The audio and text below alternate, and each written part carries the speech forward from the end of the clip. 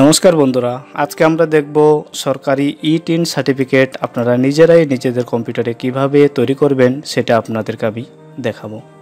তো বন্ধুরা, এটা আপনারা মোবাইল অথবা কম্পিউটারে যে কোনো জায়গায় আপনারা নিজেরাই নিজেদের সার্টিফিকেট তৈরি করতে পারেন। তো বর্তমানে আমাদের ইউটিউবে যারা কাজ করি সেই ক্ষেত্রে আমাদের এটি একটি বর্তমান খুব বাধা হয়ে দাঁড়িয়েছে। এটা যদি আমরা সার্টিফিকেটটা যদি ওখানে না শো করে তাহলে আমাদেরকে 30% হারে কেটে নেবে, এবং যদি আমরা এটাকে সার্টিফিকেটটাকে দেই তাহলে আমাদের 10% হারে ট্যাক্স কেটে নেবে। তো এটা শুধু ইউএসের ক্ষেত্রে এবং আমাদের দেশের ক্ষেত্রে প্রযোজ্য বর্তমান হবে না, যেহেতু আপনার ইনকাম যদি আপনার আয়কর ট্যাক্সের আওতায় না পড়ে সেই ক্ষেত্রে আপনার এটা ট্যাক্স কাটবে না। তো বন্ধুরা, চলুন আমরা এই ই-10 ট্যাক্স আমরা আইডি কীভাবে তৈরি করব এবং সেটা আমরা সার্টিফিকেট কীভাবে বের করব সেটা আপনাদেরকে আমি ধাপে ধাপে এবং সুষ্ঠুভাবে সুন্দরভাবে দেখানোর চেষ্টা করব। প্রথমে আমরা যে কোনো একটি ব্রাউজার ওপেন করব। তো আমি এখানে গুগল ক্রোম ওপেন করে নিচ্ছি। তো এখানে গুগল ক্রোম ওপেন করার পরে প্রথমে আপনি এখানে একটা সার্চ দিবেন টিন নামে, TIN। তো টিন নামে সার্চ দেওয়ার পর দেখুন এখানে প্রথম যে আমাদের যে লিঙ্কটা এসেছে ই-টিন, এটি একটি সরকারি সার্ভারের লিঙ্ক। তো আমরা জাস্ট এখানে দেখে এটাকে ক্লিক করব। তো এখানে ক্লিক করার পর দেখুন এরকম একটি ইন্টারফেস আপনার সামনে চলে আসবে। তো এখান থেকে দেখুন এখানে কিন্তু অনেক কিছু দেখাচ্ছে। এখানে আপনার যদি ই-টিন করা থাকে যেমন home, login, register, activation code, forget password এবং থার্ড পার্টি ভেরিফিকেশন আপনি এখান থেকে চেক করে নিতে পারেন। তো আমরা এখানে যেহেতু ই-টিন সার্টিফিকেট তৈরি করব, তো প্রথম ক্ষেত্রে আমাদেরকে এখানে একটা আগে রেজিস্ট্রেশন করে নিতে হবে। তো রেজিস্ট্রেশনের এখানে আমরা ক্লিক করব। তো রেজিস্ট্রেশনে এখানে ক্লিক করে দেখুন এখানে একটি আইডি তৈরি করে নিতে হবে। তো এই আইডিটা তৈরি করার মানে হচ্ছে আপনি আপনার ই-টিনের যদি কোনো তথ্য আপনি যদি চেঞ্জ করতে চান তাহলে অবশ্যই আপনাকে এই আইডি লগ ইন করে আপনি করতে পারবেন। তো এটা করার জন্য প্রথমে দেখুন এখানে আপনার ইউজার আইডি চেয়েছে, তারপরে পাসওয়ার্ড চেয়েছে, তারপরে এখানে আবার এই পাসওয়ার্ড, এখানে একটা সিকিউরিটি কোশ্চেন দিতে হবে, সিকিউরিটি কোশ্চেনের অ্যান্সার এখানে দিতে হবে, এবং আপনি কান্ট্রি সিলেকশন অটোমেটিক বাংলাদেশ দেওয়া আছে, আপনার এখানে মোবাইল নাম্বার দিতে হবে। এখানে একটি ইমেল অ্যাড্রেস চাইছে, যদি আপনার থাকে সেক্ষেত্রে আপনি দিবেন, না থাকলে দেওয়ার দরকার নেই। এবং এখানে দেখুন একটি কোড আছে, সেই কোডটা আপনি এখান থেকে দিয়ে দিতে পারবেন। তো আমরা এখান থেকে প্রথমে আমাদের নাম অনুযায়ী আমরা একটা আইডি ক্রিয়েট করে নেব। তো আমার নাম,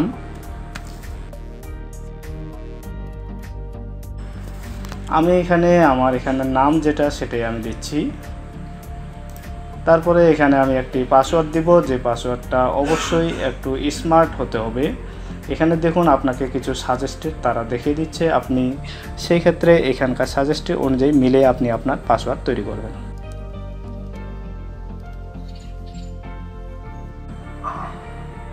তো এইখানে যে আপনি পাসওয়ার্ডটা দিয়েছেন আবারও আপনি একই পাসওয়ার্ড নিচে তো দিবেন।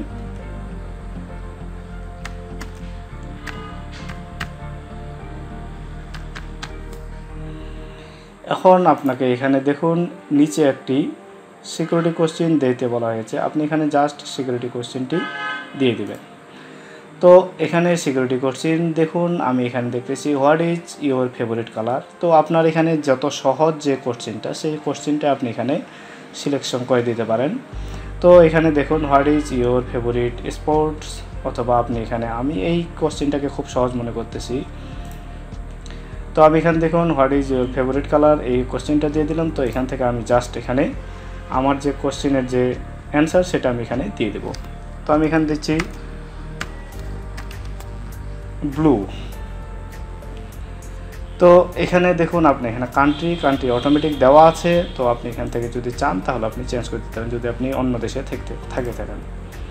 তো এখানে আমাদের অবশ্যই একটি মোবাইল নাম্বার দিতে হবে, কারণ এই মোবাইল নাম্বারটাতে আপনার একটি কোড তারা পাঠিয়ে দেবে এবং সেই কোডটা দিয়ে আপনাকে ভেরিফিকেশন করতে হবে। তো আমি এখানে আমার মোবাইল নাম্বার দিয়ে দিচ্ছি। তো দেখুন এখানে আমার মোবাইল নাম্বার দিয়ে দিয়েছি এবং আমি এখানে আমার ইমেল অ্যাড্রেসটা দিয়ে দেব, যেহেতু আমার ইমেল অ্যাড্রেস এখানে আছে সেক্ষেত্রে আমি আমার ইমেল অ্যাড্রেসটা দিয়ে দিচ্ছি। তো দেখুন এখানে আমি আমার ইমেল অ্যাড্রেসটা দিয়ে দিচ্ছি। তো এখানে দেখুন এখানে একটা কোড পাঠিয়েছে, এই কোডটা আমাদেরকে এখানে দিয়ে দিতে হবে। তো এখানে দেখতে হবে যে এখানে ছোট হাতের দিয়েছে না বড় হাতের দিয়েছে, সেটা আপনাদেরকে অবশ্যই খেয়াল করতে হবে।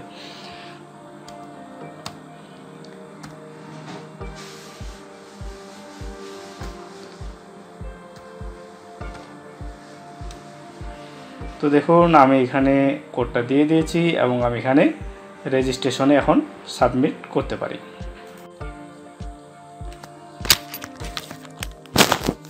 তো দেখুন এখানে আমার অ্যাক্টিভেশন কোডটি নিয়ে নিয়েছে। তো এখন আমার এখানে কি বলা হচ্ছে, দেখুন এখানে ইটিন ইউজারের যে আমার যেখানে একটা আমি যে মোবাইল নাম্বারটা দিয়েছিলাম সেই মোবাইল নাম্বারে তারা একটি কোড পাঠিয়ে দিয়েছে। এখন আমাকে এই কোডটা এখানে দিয়ে দিতে হবে। তো এখানে আমার দেখুন ইউজার আইডি এটা, আর এখানে কোডটা আমাকে দিলে আমার এটা অ্যাক্টিভ হয়ে যাবে। তো আমি এখানে কোডটা দিয়ে দিচ্ছি 774114। তো এটা আমার অ্যাক্টিভেশন কোড, আমি এখানে জাস্ট অ্যাক্টিভে ক্লিক করতেছি।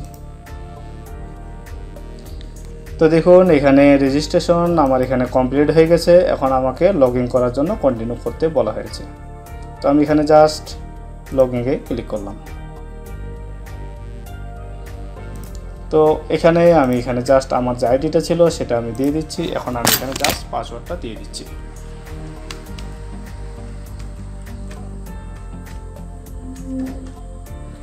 তো আমি এখানে জাস্ট এটা দিয়ে এখন আমি এখানে জাস্ট লগ ইন করতেছি। তো বন্ধুরা দেখুন আমার এখানে জায়গা মতো চলে আসছে। তো এখানে আমি যদি এখানে দেখুন 18 রেজিস্ট্রেশন ক্লিক এখানে করতে পারেন, এবং আমি এখানে জাস্ট আমি এখন 18 এর এখানে অ্যাপ্লিকেশন করব। তাহলে আমি এখানে জাস্ট অ্যাপ্লিকেশনে ক্লিক করলাম। তো বন্ধুরা ক্লিক করার পর দেখুন এখানে আমাদের কাছে একটি ছোট্ট ফর্ম চলে আসছে। তো এই ফর্মটা আমাদেরকে সুন্দরভাবে ঠান্ডা মাথায় আস্তে আস্তে করে ফিল আপ করতে হবে। তো এখানে বলা হচ্ছে প্রথমে এখানে করদাতার ধরন, আপনি যে কর দিবেন সেটার ধরন উল্লেখ করতে হবে। আপনি কি সার্ভিস না পার্সোনালিটি না আদার্স অন্য কিছু আপনার আছে, অর্থাৎ যে আপনার যে কর মানে অর্থাৎ আয়করের যে টাকাটা সেটার আপনার উৎসটা এখান থেকে দিতে হবে। তো এখানে আপনার রেজিস্ট্রেশনের ধরন দিতে হবে, তারপরে এখানে প্রধান আয়ের উৎস এবং আপনার এখানে লোকেশনগুলো চেয়েছে। তো এখানে প্রথমে যখন আপনি যে করদাতার ধরন সেখানে আপনি জাস্ট এখানে আপনি একবার ক্লিক করুন। ক্লিক করার পরে দেখুন এখানে আপনার কিছু সংখ্যা চলে আসছে। তো আপনি এগুলো দেখে নিতে পারেন। তো এখানে দেখুন ইন্ডিভিজুয়াল বাংলাদেশি, তো এখানে ইন্ডিভিজুয়াল ফরগেট এবং কোম্পানি অথবা পার্টনারশিপ, ফিল্ম অ্যাসিস্ট্যান্ট, এগুলো যদি আপনার যেটা খাটবে আপনি সেটা দিয়ে দেবেন। যেহেতু আমি বাংলাদেশি, যেহেতু এটা আমার পার্সোনাল, সেক্ষেত্রে আপনি ইন্ডিভিজুয়াল বাংলাদেশি দিয়ে রাখবেন।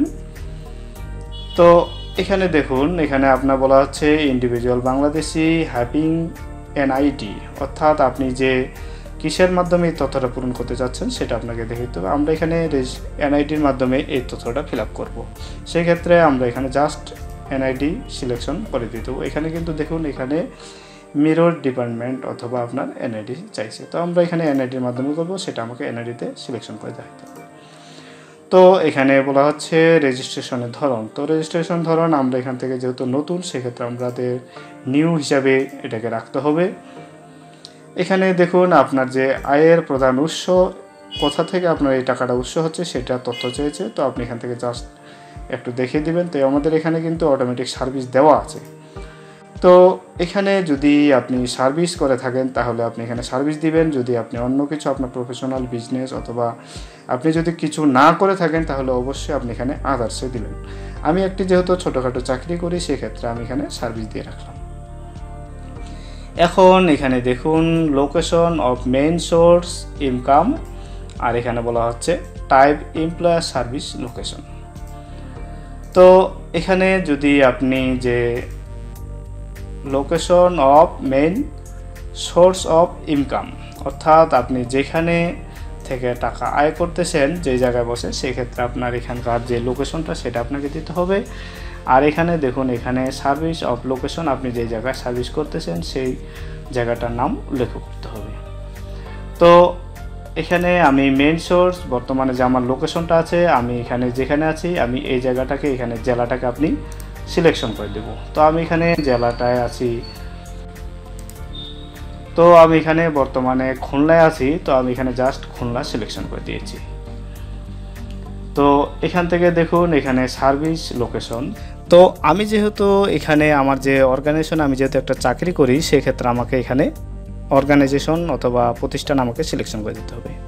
তো এটা করার জন্য আমি জাস্ট এখানে ক্লিক করব। আমি এখানে যেহেতু ফাইন্যান্সিয়াল ইনস্টিটিউশন, এটাতে আমি সিলেকশন করে দেব।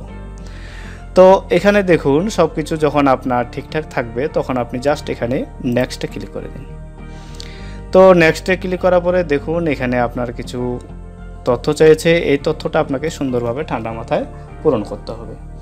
তো এখানে আপনাকে যে জাতীয় পরিচয়পত্র অনুযায়ী প্রথমে আপনার এখানে করদাতার নাম, লিঙ্গ এবং আইডি নাম্বার সহ জন্ম তারিখ, পিতামাতার নাম সহ এগুলো আপনারা সুন্দরভাবে দেখে আইডি থেকে সিলেকশন করে দেবেন। তো আমি জাস্ট এখানে আমার তথ্যগুলো দেওয়ার চেষ্টা করতেছি। প্রথমে এখানে আমার যে আইডি অনুযায়ী আছে সেখানে আমি আমার নামটা দিয়ে দিব।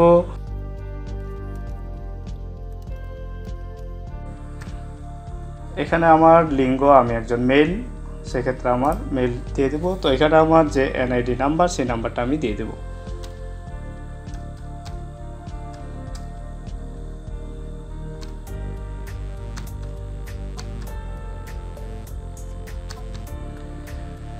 নাম্বারটা একটু আমি ভালো করে মিলিয়ে নেব। তো আমি এখানে আমার যে জন্ম তারিখ আছে সেটা আমাকে দেখে অবশ্যই এখানে আমাকে দিয়ে দিতে হবে।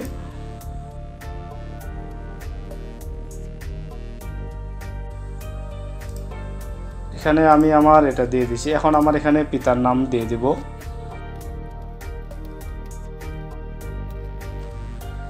এখানে আমার মায়ের নাম দিব। তারপরে এখানে যদি আপনার যদি স্বামী অথবা স্ত্রী যদি থাকে তাহলে আপনি এখানে তার নাম দিবেন, যদি না থাকে দেওয়ার প্রয়োজন নাই। তো এখানে আমি যেহেতু মোবাইল নাম্বার দিয়েছি সেটা অটোমেটিক নিয়েছে, ইমেল অ্যাড্রেস আমার অটোমেটিক নিয়ে নিয়েছে। তো এখান থেকে দেখুন আপনারা এখান থেকে যে আপনার যে ঠিকানাটা সেটা আপনি এখান থেকে সিলেকশন করে দেবেন। তো এখানে দেখুন বর্তমানে যে কারেন্ট অ্যাড্রেস সেটা এখানে দিবেন।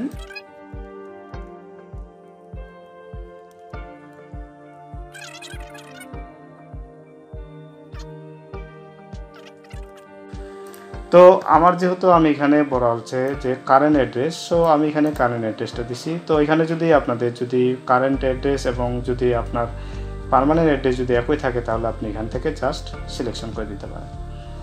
তো যেহেতু আমার কারেন্ট অ্যাড্রেস এবং পার্মানেন্ট অ্যাড্রেস আলাদা আলাদা, সেক্ষেত্রে আমি এখান থেকে আলাদাভাবে দেব। তো এখানে আমার প্রথমে দিতে হবে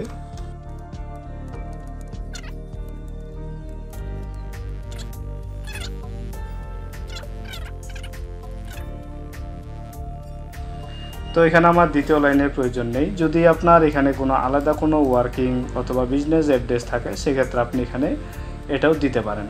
তো আমার এখানে দুইটাই প্রয়োজন ছিল, তো আমি এখানে দুইটা দিয়ে দিয়েছি। এখন আমি এখান থেকে জাস্ট নেক্সট ক্লিক করে দেব। তো এখান থেকে নেক্সট ক্লিক করার পরে অবশ্যই আপনার এখানে যে তথ্যগুলো আছে সেই তথ্যগুলো আপনার এখানে শো করবে। তো আপনি এখান থেকে জাস্ট একটু ভালো করে এগুলো চেক করে নিতে পারেন। এবং আমি এখানে জাস্ট দেখুন এখানে যদি আপনার সকল তথ্যগুলো ঠিক থাকে তাহলে আপনি এখানে জাস্ট এখানে টিক মার্ক চিহ্ন দিয়ে আপনি এখানে অ্যাপ্লিকেশন সাবমিটে ক্লিক করে দিন। তো এখানে যখন আপনি টিক মার্ক দিয়ে আপনার এগুলো সাবমিট করে দিবেন, তো এখান থেকে দেখুন আপনার দেওয়া তথ্য অনুযায়ী এই সাইডে যে তথ্যগুলো এটা আপনার অটোমেটিক্যালি শো করে নিয়েছে, কারণ এগুলো আপনার সরকারের আগে থেকে যে এনআইডি অনুযায়ী যে তথ্যগুলো দেওয়ার ছিল সেই তথ্যগুলো এখানে দেওয়া আছে। আর এই সাইডে আপনার এখন যে তথ্যগুলো দিয়েছেন সেটা আপনার এখানে দেওয়া আছে। তো এখানে যখন আপনি যে তথ্যটা দিয়েছেন তো এখান থেকে যার তথ্য সে তার এখানে ছবিটা শো করতেছে। তো এখান থেকে এখন আপনি এখান থেকে দেখুন এখানে প্রিন্ট ডিটেলস, এখানে আপনার ভিউ সার্টিফিকেট। তো যেহেতু আমার এখানে সব কিছু তথ্য দেওয়া শেষ, এখন আমি এখানে সার্টিফিকেটটাকে ভিউ করে নিব। তো বন্ধুরা দেখুন এখানে আমার যে সার্টিফিকেটটা অলরেডি তো তৈরি হয়ে গেছে, এটা আমার এখন সামনে দেখুন এই সার্টিফিকেটটা এইভাবে আসে। তো এখন আমি এটাকে আমি সেভ করতে পারবো অথবা প্রিন্ট করতে পারবো। তো আমি এখান থেকে জাস্ট এখানে দেখুন সেভ সার্টিফিকেট, এখানে জাস্ট ক্লিক করলাম। তো সেভ সার্টিফিকেটে ক্লিক করার পরে তো এখান থেকে জাস্ট আমি এখানে ফোল্ডার ওপেন করে আমার এই সার্টিফিকেটটা আপনাদেরকে একটু দেখিয়ে দিচ্ছি।